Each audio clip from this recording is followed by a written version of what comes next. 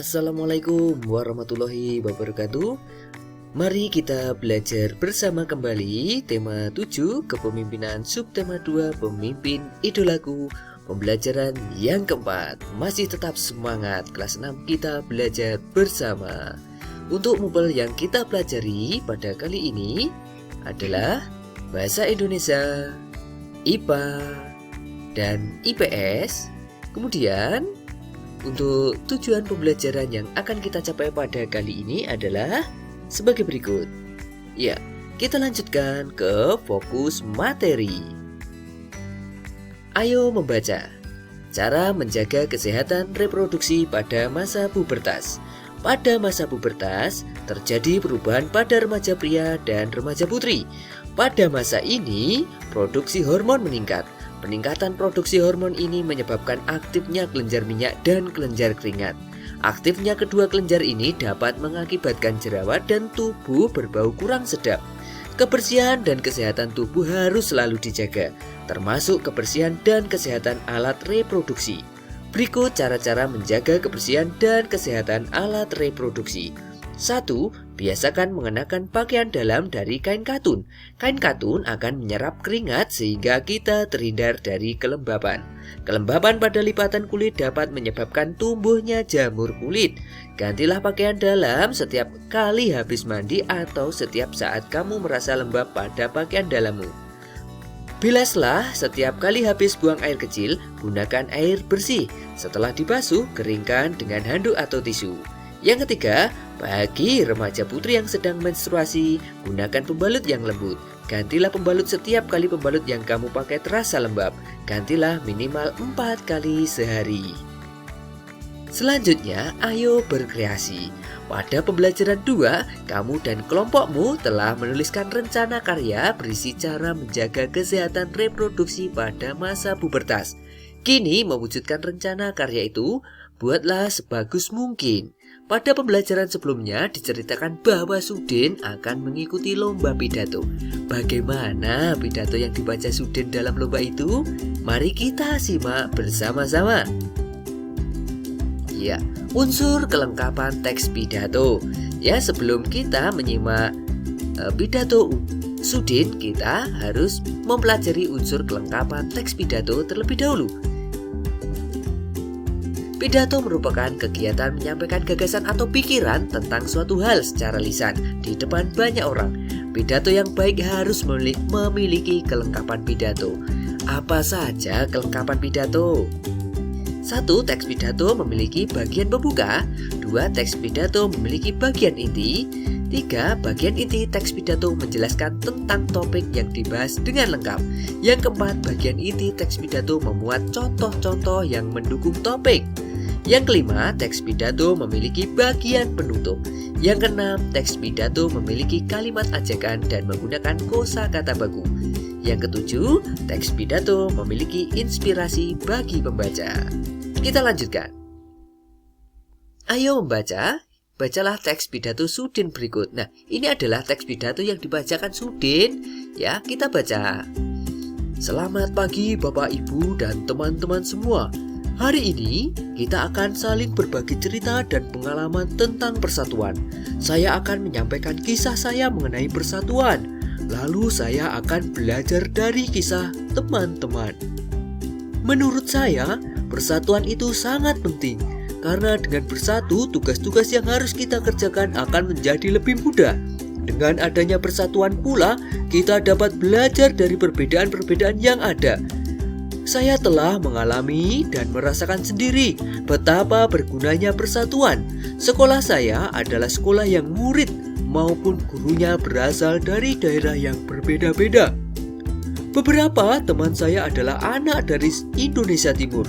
Bahkan kepala sekolah saya, Pak Weli, juga berasal dari sana. Kami tidak pernah membeda-bedakan suku, ras, budaya, dan lainnya. Kami selalu mendukung satu sama lain.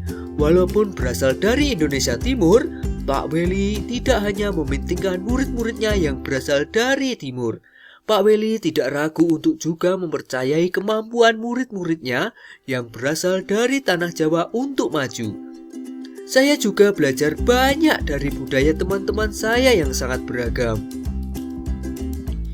Bagi sekolah di pelosok kabupaten, bukan hal yang mudah untuk mengirim saya ke sini, karena sekolah kami tidak memiliki cukup biaya. Kepala sekolah kami memiliki cara yang cerdik untuk mengumpulkan dana. Ia meminta bantuan kepada saya dan teman-teman untuk melelang pisang di halaman sekolah. Para pembelinya merupakan pejabat-pejabat di daerah, Pak Bupati, Pak Camat, Pak Lurah, bahkan Ketua RW dan Ketua RT hadir mendukung. Meskipun hanya saya yang datang ke sini, namun di belakang saya semua ikut berpartisipasi. Itulah mengapa saya sudah merasakan bahwa persatuan sangat penting dan berguna. Itulah pengalaman saya tentang persatuan. Bagaimana cara teman-teman? Saya juga ingin mendengar dan belajar dari cerita kalian. Terima kasih. Nah, setelah kalian menyimak tadi pidato Sudin, ayo menulis. Tuliskan pendapatmu mengenai isi pidato Sudin. Kamu dapat menilai pidatonya dengan memberi tanda checklist pada kolom berikut yang sesuai. Nomor 1, teks pidato memiliki bagian pembuka. Apakah ada atau tidak ada? Iya, ada. 2, teks pidato memiliki bagian inti. Iya, ada. Bagian inti teks pidato menjelaskan tentang topik yang dibahas dengan lengkap. Ya, ada. Bagian inti teks pidato memuat contoh-contoh yang mendukung topik. Iya, ada. Teks pidato memiliki bagian penutup. Ada. Teks pidato memiliki kalimat ajakan. Ada. Teks pidato memberi inspirasi bagi pembaca. Ada. Sebagian besar kata yang digunakan dalam teks menggunakan kosakata baku. Iya, ternyata dari pidato Sudin semua kriteria telah ada. Jadi pidato Sudin sudah memenuhi kelengkapan unsur-unsur teks pidato. Kita lanjutkan. Kamu dapat menuliskan kesimpulan penilaianmu di bawah ini. Sudin sudah berpidato dengan baik karena dalam pidatonya Sudin sudah memuat unsur-unsur penting pidato secara lengkap. Ditambah penggunaan kata-kata baku yang sudah benar dari pidato Sudin. Dalam pidatonya Sudin menceritakan pengalamannya tentang manfaat persatuan.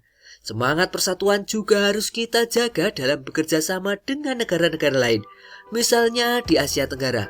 Ayo, pelajarilah peran Indonesia dalam kerjasama di bidang sosial budaya. Ayo membaca. Kerjasama bidang sosial budaya negara-negara ASEAN. Kerjasama dalam bidang budaya negara-negara ASEAN ditandai dengan pembentukan Komunitas Sosial Budaya Negara-negara ASEAN atau Asian Social Cultural Community atau ASCC. Komunitas ini memiliki 4 bagian utama sebagai berikut. Yang pertama, mengelola dampak-dampak sosial dari integrasi ekonomi. Yang kedua, membentuk masyarakat yang lebih peduli dan berbagi untuk mengatasi isu-isu kemiskinan, keadilan, dan pengembangan sumber daya manusia. Yang ketiga, meningkatkan perlindungan lingkungan. Yang keempat, memperkuat dasar-dasar bagi ikatan sosial kawasan. Kita lanjutkan.